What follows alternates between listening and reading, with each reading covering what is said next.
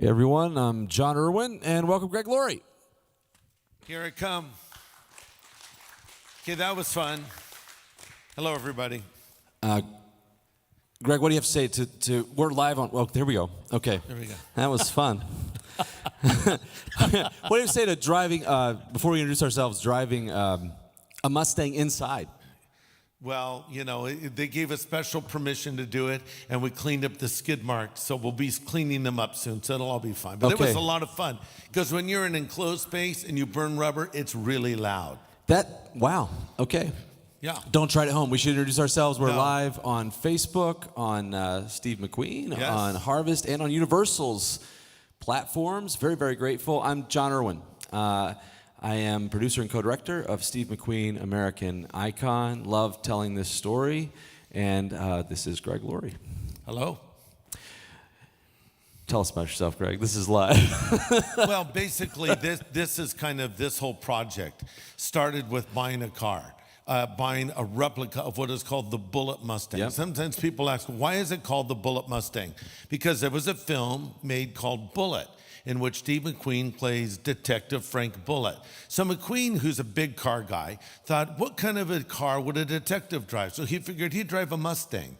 But they customized it, they blacked out the grille, took off the pony, put on aftermarket wheels, and it has probably the best known cinematic car chase in film history. It's really the one they measure all others by. So the car hence became known as the Bullitt car. And the car is now iconic, along with the Aston Martin that James Bond drove, and of course maybe the Batmobile. Very few cars are as iconic as this Bullitt car. And in fact, they've rediscovered it recently, and it's a big news story. So anyway, this back a couple years ago, before all this was going on, I got sort of obsessed with finding a replica, and I searched and searched and found one and bought it. And I have to say, my wife was not very excited about this, but that sort of started my journey with the car on delving deeper into the life of McQueen, because I'd heard a story I'd never heard before, and I wanted to know more. Was there like an I told you so moment with Kathy, your wife? No question. I had to totally... Now that it's inspired a film. So after it turned into a film and a book, the book is called Steve McQueen, The Salvation of an American Icon. The film is called Steve McQueen, American Icon. I said to Kathy, well, aren't you glad I bought the Bullitt? And she said, yes, I am. So I enjoyed that moment. So we are here over the next 45 minutes. We're going to talk about the film. Yeah. We're going to talk about it coming out on digital and DVD Very excited all over about America. that. It's really cool. We're going to kind of talk in depth about the making of the film, and this is really, really exciting. We're very excited that Universal has wanted to partner with us, and we love the fact that it now is going to reach more people and this platform that's much broader than our platform. So we're really thrilled with that, because I think this is I'll say something about you. You directed this film. You were working on another film at the time called I Can Only Imagine. And I'll tell you what, I don't know how you got this film done in that time in between, but we worked on this thing almost nonstop for a year, and you did a beautiful job. I think cinematically, it's a powerful film. It's right up there with any documentary you've seen, if not better than documentaries you've seen, but with a twist in the story that is very surprising to many people. Yeah, I mean, I've got a great team, and it all starts with a great story. And this He's is just an being incredible humble. story. And I think when you can't stop thinking about a story, especially when you're working on another movie and you can't stop thinking about a story that says, hey, this needs to come to the screen. So got a lot to talk about. Let's watch the trailer to Steve McQueen, American Icon. Best Steve McQueen there was. We were soulmates. I'm gonna marry that man. It's not just for me, it's for everyone.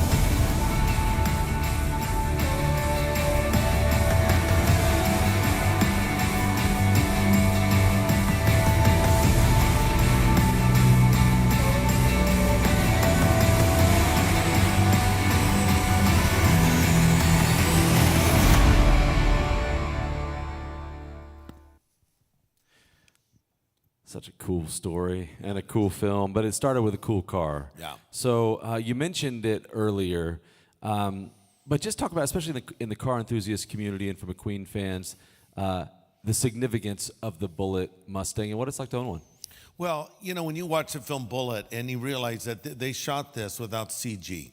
So much CG is used so often today, computer-generated effects, that you don't realize that a lot of these things are not really done. They're done against green screens, and it's done later, digitally. But this car chase scene in Bullitt was real. There was no CG. They really got airborne in actual cars. One of those cars was beaten up and almost completely destroyed and was thought as gone forever. And it was recently discovered in the backyard of someone's house in Mexico. And a guy that I met who was looking for a car to turn into an Eleanor, ironically. Now, Eleanor is from the film Gone in 30 Seconds, 60 Seconds. 60 Seconds. With Nicolas Cage. And so 30 seconds was amazing. But yeah, that's right. It took the full That movie. was a shorter version of the film, Gone in 30 Seconds. But there's a great car chase scene in there with this car that he called Eleanor. So this guy was going to look, he looked for old 67, 68 Mustangs to convert into Eleanors. And he ends up finding the original long lost Bullitt. And they verified it at Ford, and they knew it was the one because they found the place where the camera was mounted in the trunk. And so they had two cars, one that did a lot of the hard work and jumps and such, and then the other that filmed it. So now one of those original cars is back out again, and the other is coming out again. It's being restored as we speak. So it's funny how all this interest has grown from the Bullitt car again just on the heels of this film that we've put out. But I don't think the thing is about the car. It's about Steve McQueen. He was an unusual person. There's really no one I've ever heard of like Steve McQueen, the actor, the person, why he became the guy he became. But there was something about him, John, that when he was on the screen, he was so natural. You know, as you look back at films of that era, there's a certain style of acting that sometimes seems to our eyes today a little overdone, or it's not like the acting we would see today. There was something about McQueen where he just was. He would inhabit a scene. He was believable. He was real. He had sort of a timelessness about him. And I think a lot of that was due to his crazy upbringing that we can talk about, I suppose. But yeah. You know, the thing is, though, that he was a gearhead. He was a car guy. He loved cars. He loved motorcycles. And so what made the Bullitt car cool was McQueen drove it. You know, when you think about the Bullitt chase scene as a filmmaker, and Mel Gibson, who's obviously is great in this movie, yes, talking kind of actor on actor. Yeah. You know, there's only a few films that define a genre. Or a way of doing things. You know, like Saving Private Ryan defined how you do a war film. Yeah. The Bullitt chase scene defined the modern action sequence. Absolutely. It was just a whole new level. And Steve McQueen drove himself. It's I mean, the it's just father unbelievable. of the Fast and Furious it really franchise, is. and many other films of that kind. And Ronin nothing like that had ever been done before. And it was cool to hear Mel talk about that as well. I mean, as a filmmaker, it's like car drivers geek out about McQueen. Filmmakers geek out about that sequence in cinema history, and it was cool to in the film take replicas of the cars and drive those same streets in San Francisco. Not as fast, although I was shocked that we didn't get pulled over because you guys were going that pretty was fast. so fun. We went to San Francisco and we went to the actual hills. We found a guy there that knew where every scene from the film was shot. So I didn't have my Bullitt car. There's a friend of mine that has one. I was driving his. I was going up one of those super steep hills. I mean, those hills are insanely steep, and this is a stick-shift car, and I'm behind the guy who's driving the Dodge replica. His name is Matt, right? And he stops, and I stall halfway up the hill. I have to hit the brake. I'm in gear. I'm trying to get, the car started again. So I've got my foot on the brake. I've got my other foot on the clutch, and I'm kind of taking my foot on the brake and kind of pushing it over on the gas and trying to do all of this without going backwards. It was scary, but when I completed it, I thought, that was so fun. Yeah, and I was beside you with a camera thinking, we're all going to go to jail. So last thing in the car, we'll move on. Yeah. There's a new Bullitt Mustang, 50-year anniversary of the Bullitt Mustang. I like to think because of our movie. I'm kidding. It's the film business. You have to take credit for everything. Even stuff that you had nothing to do with. Yes. So what's your thought on the new one? Would you ever consider buying that car or No, I would. I mean, I saw a little video of Jay Leno driving the new one, and it's cool. It's fine. But there's nothing, to me, it's all about the original car. I mean, I think it's a tribute car, I would call it, but there's something about the lines on that original car. It's the unsafest car on the planet. There's no airbags, worthless seatbelts, not very good suspension, but it's just the coolnesses of the year of what was done with the car. So, I like the new one, but I prefer the old one, even though mine constantly is breaking down. Well, it's nothing like the sound of that vehicle. Okay. McQueen, over 40 films in his career. I think in terms of, it's interesting, when you first started talking to me about the project, I went back to with my dad and I used to watch, as I was growing up, a lot of old movies. And we probably watched The Great Escape 50 times. Yeah. That was one of my dad and I's films, and we still watch movies today, but that we just watched over and over again. So I'd say that was probably my favorite McQueen film, because it was connected to such a great memory of watching films with my dad. Yeah. What would you say is your favorite McQueen film, or a few? Well, it's hard. Great Escape is certainly on the list. And it's funny, all of the things you remember from that film were things McQueen came up with. The director of that film, I'm blanking out on his name. You would know the director. He directed Bullitt as well. Of course I do. Yes. It's this guy. Keep going. We forgot his name. But anyway, the director I'm sorry, of the film. To the cinema community out there. McQueen was saying to him, where's my bit? Where's my thing, he would say. And the guy's saying, what do you mean? He says, I need something to stand out. And so McQueen walked away from the set of The Great Escape, and he came back and rewrote the script. He put in the part about the motorcycle chase scene with the Nazis. He put in the part of throwing the ball against the wall when he's, in the jail and catching it with a catcher's mitt. So those are the memorable bits from The Great Escape. So I would say clearly that's one of his top films. I would say maybe the best overall McQueen film is Bullitt, because it sort of captures his coolness. It's like a little time capsule film, the great car chase scene. It's curious because the end of the story is a little bit, so what happened? It's, but it's just a cool film for just because it stands apart. I think maybe his greatest performance in a film may have been Papillon, where he plays a much different character than the normal McQueen kind of a character. So I thought that was a powerful film. His most successful film was The Towering Inferno, and in the film goes for like 40 minutes before he appears on the screen. But once he's there, it just goes to a whole new level. So I would say my overall favorite McQueen film would be Bullitt. That great answer. So he has 40 films to a new generation. Yeah.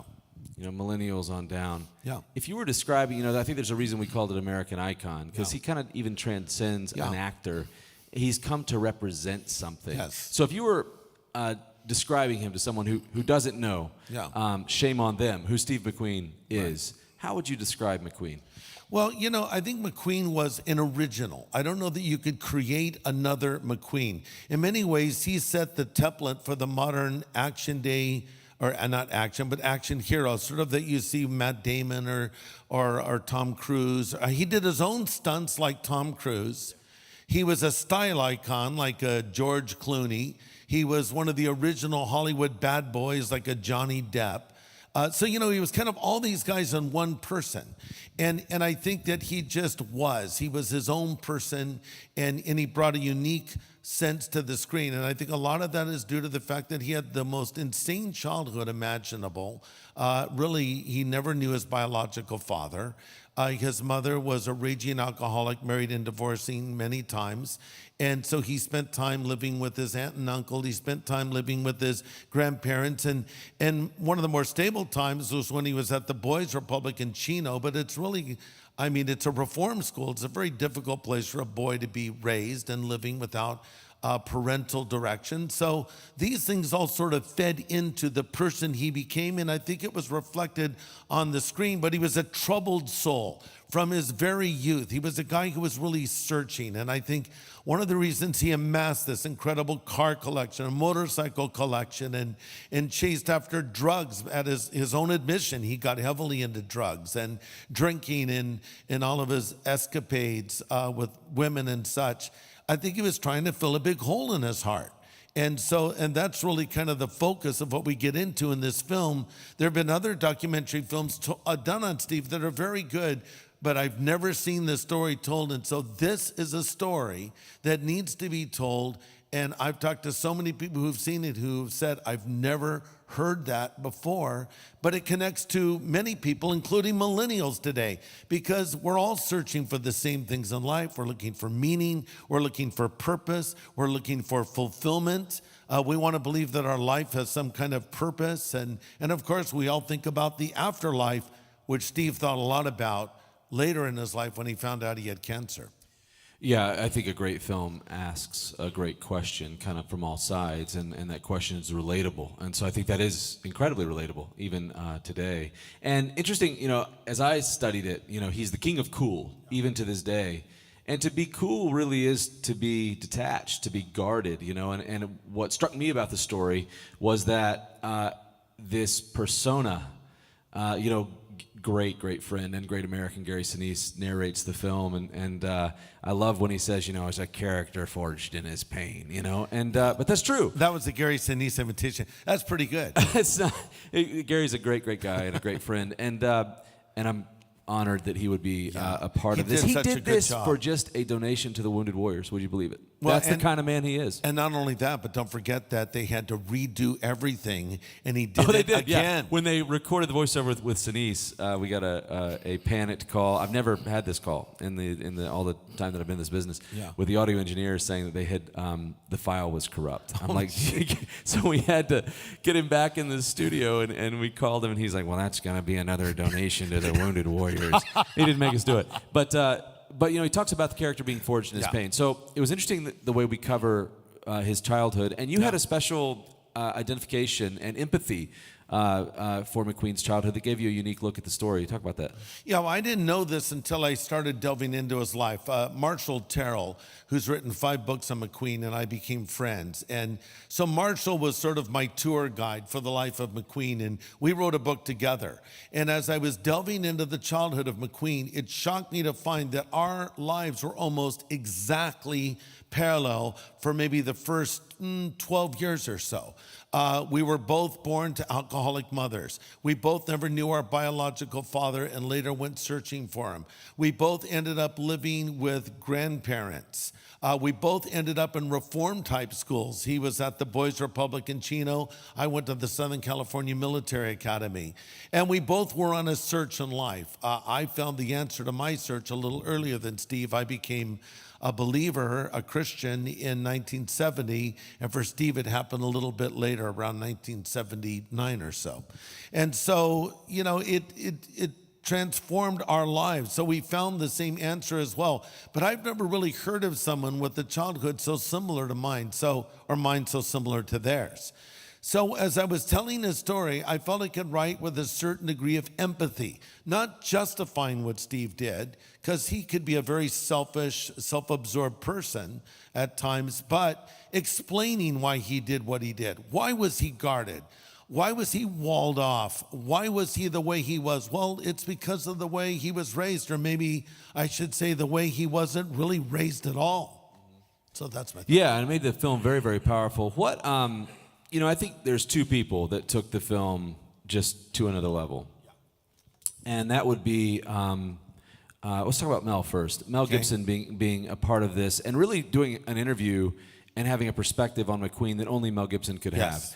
How did that come about, and what's the connection to Mel, and what's great about having him involved in the project? Well, first of all, Mel Gibson has been the #1 movie star in the world, so he knows what it's like to breathe the rarefied air of Steve McQueen, because at his height of success, Steve was the undisputed top movie star on earth. And so how many people can speak to that? I can't, you can't, but Mel Gibson can. Well, as it turns out, when I got the idea for this film, which I pitched to you on the phone, and you got it in like 4 minutes.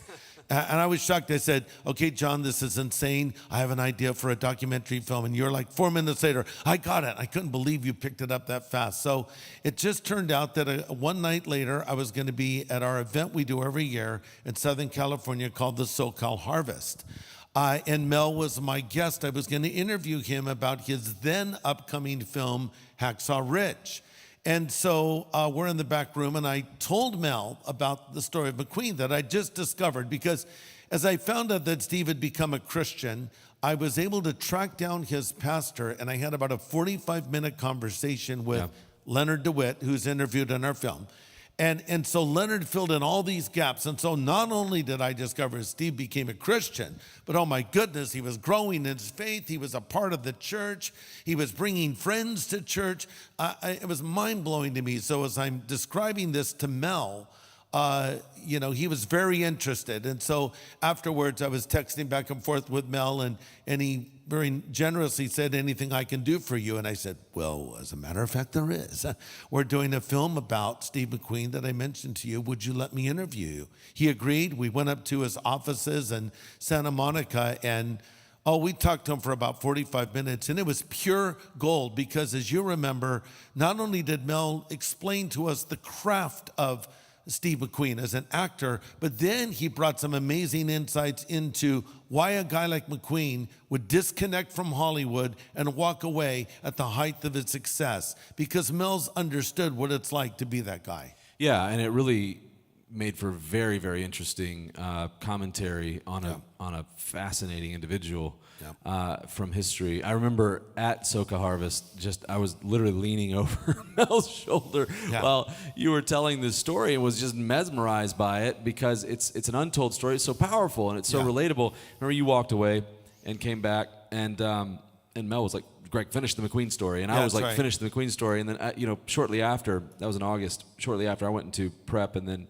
filming I Can Only Imagine, which was the movie that we were working on. And my brother and I directed it together, and all I could do was think about McQueen. I'm on the set of another movie thinking, that McQueen story is amazing, man. We got to get back to it. So well, I think, let me just say one thing. You brought up a great line. Finish the story. I feel that's what we've done. You know, many documentaries have been done on McQueen. Here's the basic arc of his life. Horrible childhood, went on to become the #1 movie star in the world, disconnected from Hollywood, got cancer, died. He was the king of cool. Okay, that's all true. But here's the rest of the story, that before he got cancer, when he was at the peak of his success, Steve found what he was looking for, not on a soundstage in Hollywood, not behind the wheel of a cool car. He found it in the balcony of the Ventura Missionary Church in Santa Paula, California, and was growing as a Christian, attending church. Even asked the pastor, could I be an usher here at the church? I don't want to draw attention to myself, but can I help him? He's just growing like a regular Christian. And then he found out, sadly, he had cancer, and then he fought cancer, and it was his faith that sustained him. In fact, we have some amazing interviews we uncovered that have never been heard before. It blew my mind. Tell us about those. Well, there was a tape with McQueen from 2 weeks before he died, talking about his faith, talking about saying, my body's broken, but my spirit isn't broken. I've found a cure in my life. I found meaning and hope. And just incredible stuff. Come to find out, this tape has never been heard before. What you hear in the film, it's 40 years old, almost, but it's literally the first time it's been heard ever. That blew my mind. I've never felt like almost like a journalist over the course of my film career. And in that tape, he talked about that he wanted this story shared. He had something to offer the world.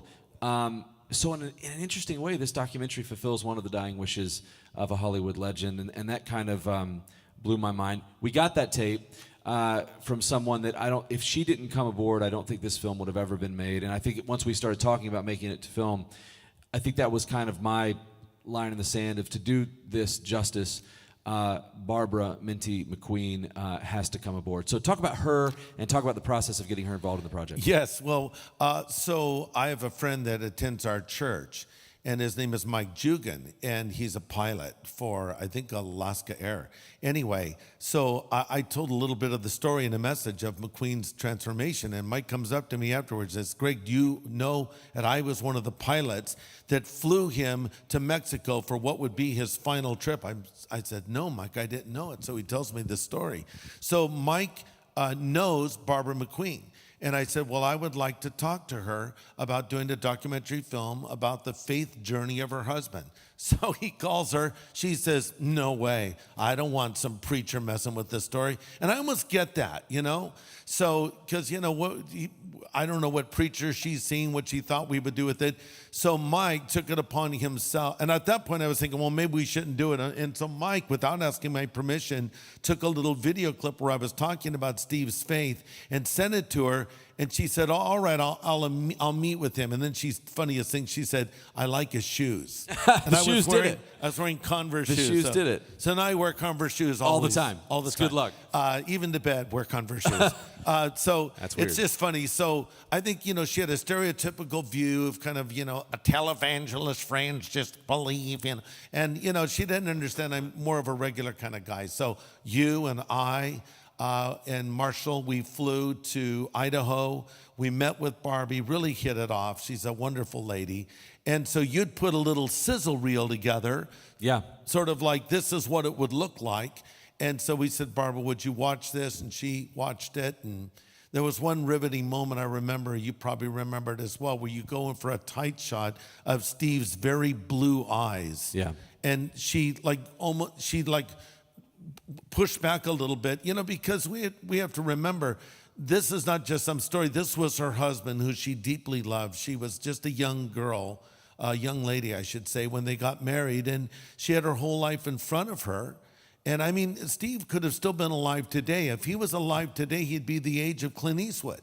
They were both born in 1930, and Clint's still making films, right?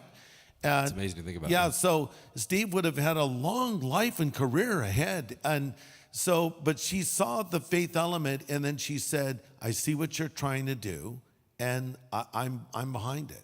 So this was really cool because not only did we tell Steve's story, but we were able to tell for the first time Barbara's story. Yeah, who was there beside him. Who was there. And interesting thing about that is this, I didn't believe it was true when I heard it, that Steve McQueen died clutching the Bible of Billy Graham, and not just any Bible. I thought that's too good to be true. That can't happen.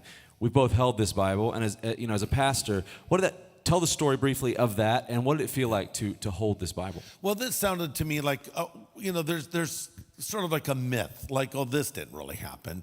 And so as I delved deeper into it, talking with Barbie, who was there, Barbie's what she goes by. And that's what her dear friends call her. Yeah, yes. Yeah, So Barbie told me this story. Leonard DeWitt told me this story. I heard this story from multiple people from different, you know, angles that all affirmed it was true. So basically what happened is Steve, now fast forwarding, is a Christian. He's going to church and he finds out he has cancer.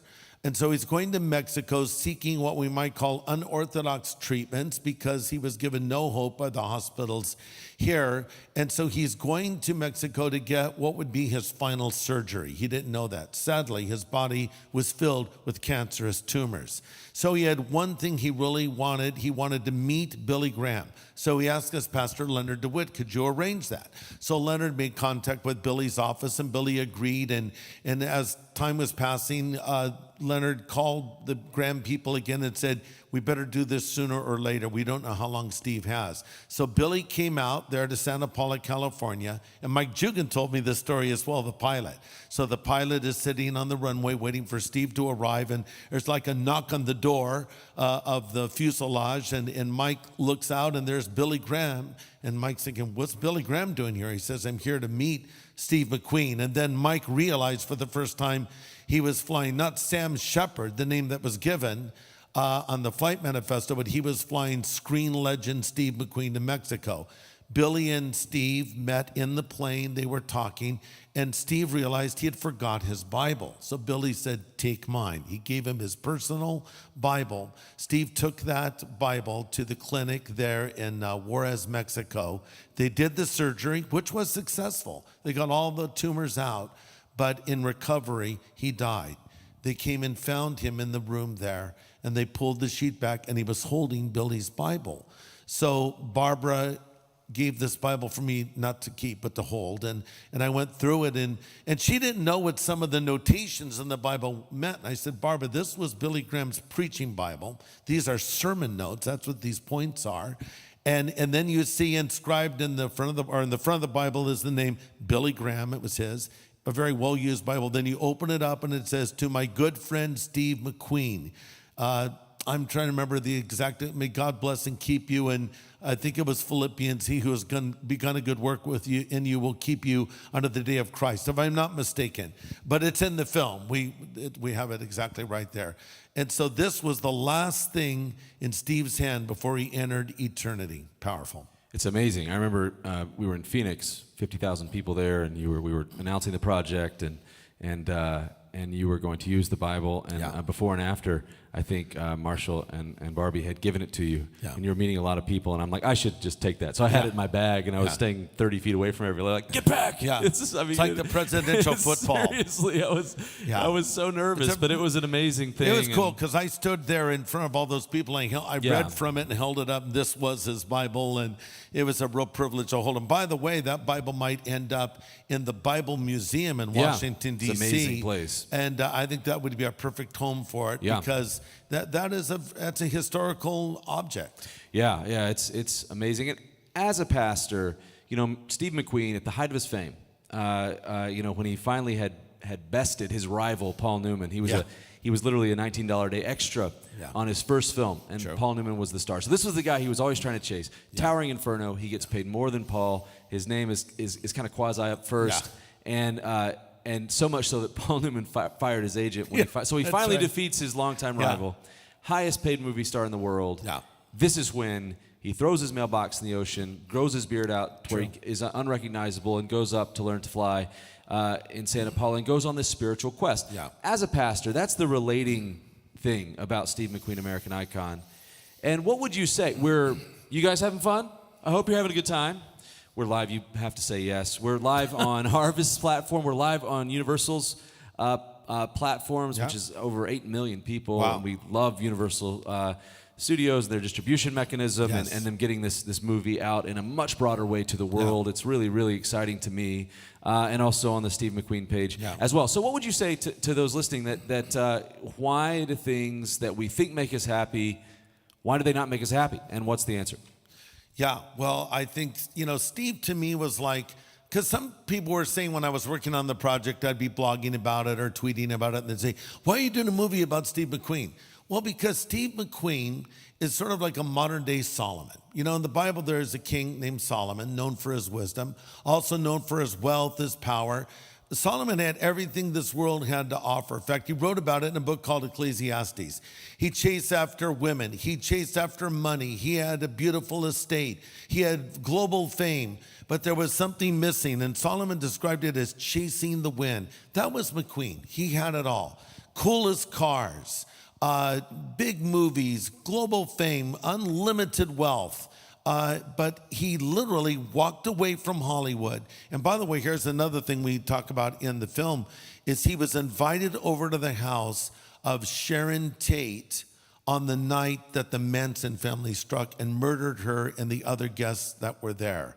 And Steve was on his way to the party because his friend Jay Sebring was going to be there. Jay Sebring was sort of like the hairdresser to the stars, and also cut Steve's hair and was a personal friend. And he met some girl and ran off with her instead, but he could have been murdered there. And he found out later he was on Manson's hit list. And so this made Steve very paranoid, but it got him searching. So how does God reach a guy like Steve McQueen? Well, Steve wants to learn how to fly. He's mastered driving. He's mastered the films. But one thing he had never learned how to do is fly. So he bought an antique Stearman biplane. And he knew nothing about it. He bought it. It was cool looking, of course, like all things Steve would go out there and buy. And there was only one guy really qualified to teach someone to fly in that plane, and his name was Sammy Mason. It's a funny thing, when he called Sammy's place asking for flying lessons, initially Sammy turned him down. Even after Sammy found out it was the famous actor, he said, I'm not taking new students. Finally, Sammy agrees, and as Steve and Sammy spend hours in the cockpit, not only flying, but talking about life, Steve saw something in Sammy he admired. And he asked him, what is it about you? What makes you different? You seem to have a peace. And Sammy said, well, Steve, it's my relationship with Jesus Christ. And amazingly, Steve asked Sammy, can I go with you to church? Sammy didn't say, come to church with me. Steve said, can I attend church with you? So Steve goes to church with Sammy, sitting in the balcony. They tell Leonard DeWitt, the pastor, Steve McQueen is in church. And that was not shocking because he lived in the community. People knew him.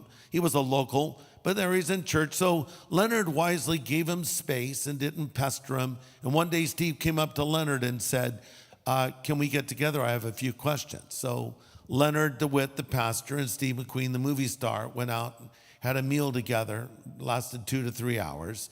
And Steve had a lot of questions for Leonard. And then after he had asked all his questions, Steve said, well, thanks, you've asked all my questions. And Leonard said to Steve, well, I have a question for you. And Steve smiled and said, I know, you want to know if I become a born-again Christian. And Leonard DeWitt said, yes, I'd like to know that. And Steve said, yes, I have. I did it a few weeks ago when you were preaching and you led people in a prayer. I prayed that prayer with you. So then Leonard went on to help Steve get founded in his faith. And so, it's just a modern Solomon story. He had everything this world offers. It was all emptiness, and he found it in a relationship with God. And so we want to say to anyone that is searching in life, you can find the same answers that Steve McQueen found in a relationship with God. That's my favorite part of the movie is when he's flying with Sammy Mason, and we took a replica biplane up in the skies above Santa Paula. Don't ever fly a drone behind a replica biplane as it takes off. The drone will crash, which it did, but we used the shot. Obliterate is not a strong enough word for what happened to that drone. And the plane, the pilot offered me said, do you want to come and fly in this plane? I said, no, I'm fine. And then a couple weeks later, someone said, it's a good thing he didn't go up in the plane because the pilot crashed it and it landed upside down. I think he broke his back. So I think he's back. I think he's back in business. I think he's okay. Glad I didn't get in that plane. And we say pain is temporary, film is forever in the film business. True. But just this beautiful footage and the music soars. Actually, Beautiful. Brent McCorkle's scores. It's Incredible on iTunes score. right. The score's on iTunes right now, and Amazing. it's just Should gorgeous be. music and it's really emotional. I remember when I showed my wife for the first time, who's not a McQueen fan. She was like crying. She's like, I love this documentary because you see the redemption of this character that's had such a tough life. Yeah. And what struck me is he finally found his dad in this guy, Sammy Mason. He found a family. He found his father. True. And he found God. And in many ways, he found himself and the peace that he'd always craved. And I think it's a very relevant thing because I think like Jim Carrey, a modern actor, said, I wish everybody could be rich and famous and have everything they've ever wanted to know. It's not the answer. And I think there's a lot of people asking those questions. Sure. So this film was released as a one-night-only theatrical event. Had 2 encores because it did so well. It was the number great. 3 film in the country. Yeah, the night it when opened. we released it, and if we had more theaters, they told me it would have been number 1. Yeah, how about that? And so was a surprise. it was just a wonderful theatrical open. Now for everyone who couldn't go see it in theaters, Steve McQueen, American Icon, is coming to DVD. It'll be on all digital platforms tomorrow. Oh, boy. And then it'll be in stores across America on February the 20th. And, as a filmmaker, for a documentary to go big like this on DVD and for an incredible part, the best of the best, like Universal, to partner with us on this film to get it out, that's a big deal. I don't think people understand that, large retail stores don't carry many documentaries. So there's a very unique thing, and to have Universal on board is very cool. So why do you think people should go out and get this film? Beyond them being entertained, what would be your encouragement to people in your network to go get the film? Because it's an amazing story about an amazing guy who was an American icon. Not everyone from days gone by who's a film star, rock star, is iconic, but certain people are. Elvis, iconic. Johnny Cash, iconic. Steve McQueen, iconic. James Dean, iconic. They transcend time. So he's not just a person. He was that, of course, but he's a symbol. And I think his life represents many lives. And I would say it's a very hopeful film for anybody that, is just afraid of what's going to happen on the other side. See, Steve found hope as he faced the end of his life, and he found hope in his relationship with Jesus Christ. I think this is a hopeful film. Yeah, there are moments that are sad, and I think you'll probably cry watching it. Most people do. But yet it ends very hopefully because he found what he was always searching for, as you already pointed out. So I would say don't waste your life chasing after things that will never satisfy you. What you're looking for is right in front of you. And it's a relationship with God. So Steve found that, and I hope others will find that as a result of viewing this film. But having said that, just don't misunderstand you are watching, oh, this is some real preachy film. It actually isn't a preachy film at all. It's a truthful story. And we start and end in real time. We let the arc of the story just unfold, and we don't leave out the parts that have not been told before. We just let it unfold naturally. And who better to share what happened to Steve McQueen than Steve McQueen himself? Yeah, and a tape that's never been heard. And he it says just blew himself. me away. I remember the first time I listened to this tape, and how has the world not heard the words of Steve McQueen? And I remember showing it to Barbie McQueen for the first time. We did a true story. We've really fallen in love with true stories, starting with a film called Woodlawn. And I remember showing it to Tony Nathan and seeing the famous football player and seeing just tears pouring down his cheeks. And when we did I Can Only Imagine, showing it to Bart for the first time, even though that film's not out yet, and seeing the same reaction and seeing how much he loved it. That's a big deal to me. So when Barbara McQueen watched it, same reaction, just crying, loved it, and said this is such an amazing portrayal of Steve, and that meant a lot to me. And one of the things that's painful as a filmmaker is the cutting room floor. And there's just, you can't get everything in, and as you hone the film in, I remember a filmmaker friend of mine said, you're going to make one round of cuts to your film, and it's going to be like, okay, that stuff needed to go. You're going to make another round of cuts, and you're like, oh, the film's better, but boy, is that painful. And your final round is going to be like cutting off your right arm, and that's when the film's ready. It's like the legend, Frank Capra said, make your film as short as you possibly can, just cut everything you can out, and then cut 5 more minutes, and it's ready to go. So there's a lot. What I love about the DVD is now there is a ton of bonus features that we weren't able to include. Some of those include, the footage didn't actually come in fast enough. On the discovery of the actual Bullitt and its restoration, and so we have that on the film, and also the complete interview with Mel Gibson and with Barbara McQueen, as well as a special message from you from one of your Harvest Crusades. So it's pretty important. It's pretty great to now let people in on everything that we couldn't include. That's great. But you just have to get it down to a 90-minute experience. And so I'm excited. So the film is again out tomorrow on all the digital platforms that you Amazon, iTunes, Vudu, and then out on February 20th in stores nationwide. Which again, for a faith documentary, this is a big deal. I want to thank Universal for being on board, and I encourage people. Look. To those that are Christians listening, use the film. Don't buy one copy, buy 2, buy 3, give them away. They're just great conversation starters. A movie can be an incredible tool. I tell people it's almost like as a filmmaker, I set a volleyball that they can spike. So I'm looking forward to everyone buying the film both tomorrow and then in stores on the 20th. Well, I would say, that's really important. I say, let's let people like Universal and a store that would carry this film, let's let them know we appreciate that. We're glad that you're carrying a faith-based documentary, and we want to give you our business and show it in a tangible way. So I'd encourage people to go out, like you said, and buy multiple copies and give them out as gifts, and of course watch it yourself. And it's a tool, it's a resource that can help you tell the most important story of all, how to come into a relationship with God. I should say this. Fans can visit, it's actually uphe.com. It's Universal Pictures Home Entertainment, uphe.com, to purchase or pre-purchase the DVD. This is exciting for you and I. I think the last question, what is, it's funny, I remember when we asked Mel and Barbara this, they kind of sat there and had to think for a minute, which we could do live on Facebook, just kind of think. No, we can't do that. What do you think is the enduring legacy of Steve McQueen and this scrapper underdog kid that clawed his way to the top of an industry and then couldn't find the happiness he craved? What are the lessons, the takeaway lessons from Steve McQueen, and what do you think he represents in culture today? Well, he's called the King of Cool, and I think he was. He was cool, and as you said, really part of the definition of coolness is somewhat of being detached. He was a man who, was very successful in all the areas he went into, but he was a man who was searching. And so what the story of McQueen says to me is, first of all, no matter what kind of hand you've been dealt in life, you can be like the phoenix rising out of the ashes. It happened for me.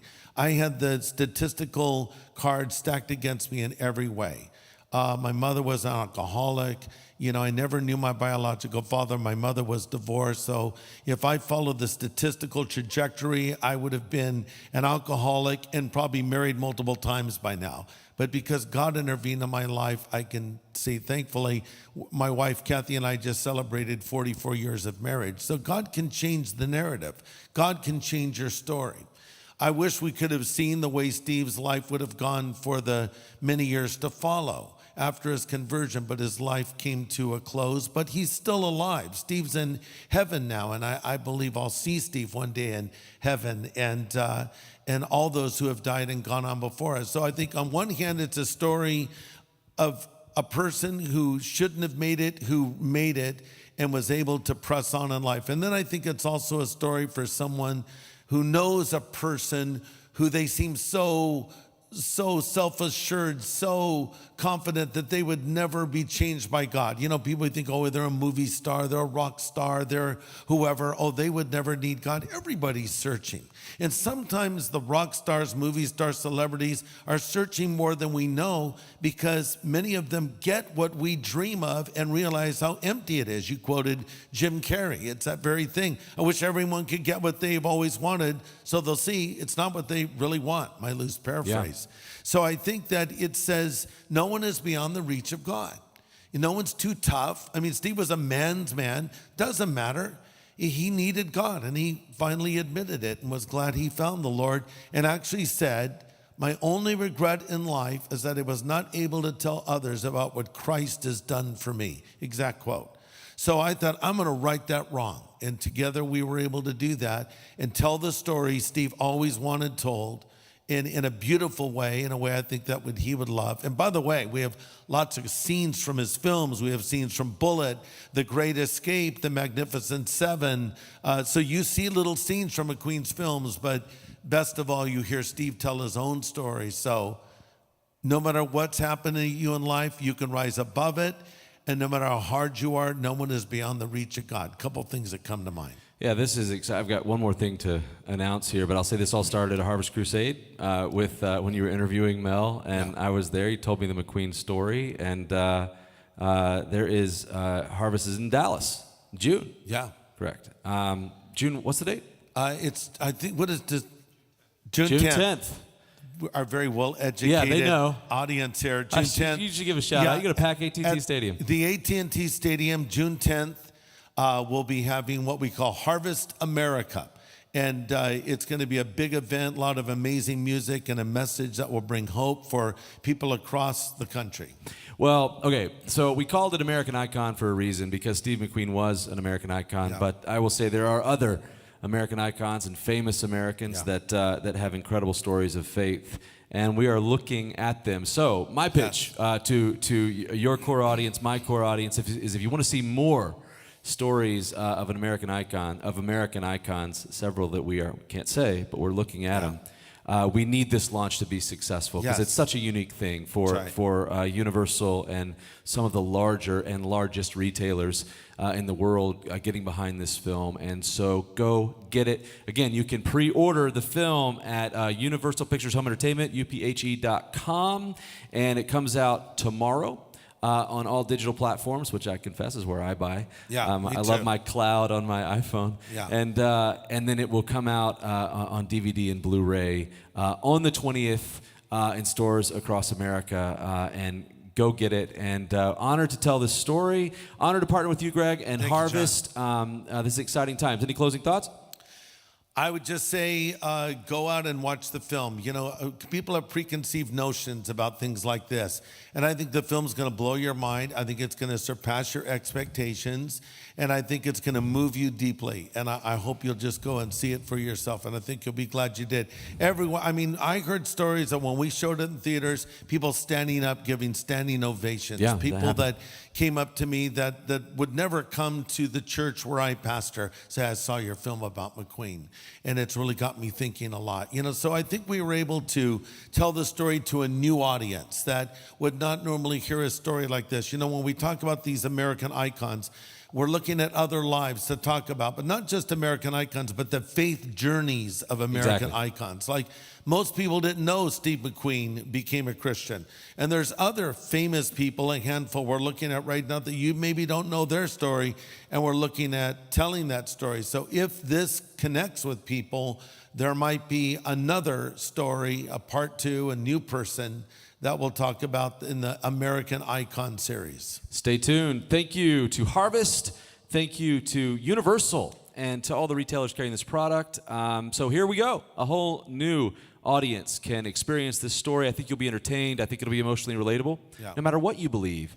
But I think it's an incredible story of hope that can not only apply to an American icon like Steve McQueen, but it can apply to you as well.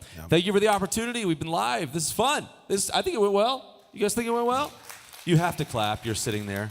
God bless you, Greg. And Thank you, John. I look forward to the next steps in the journey. Thank you.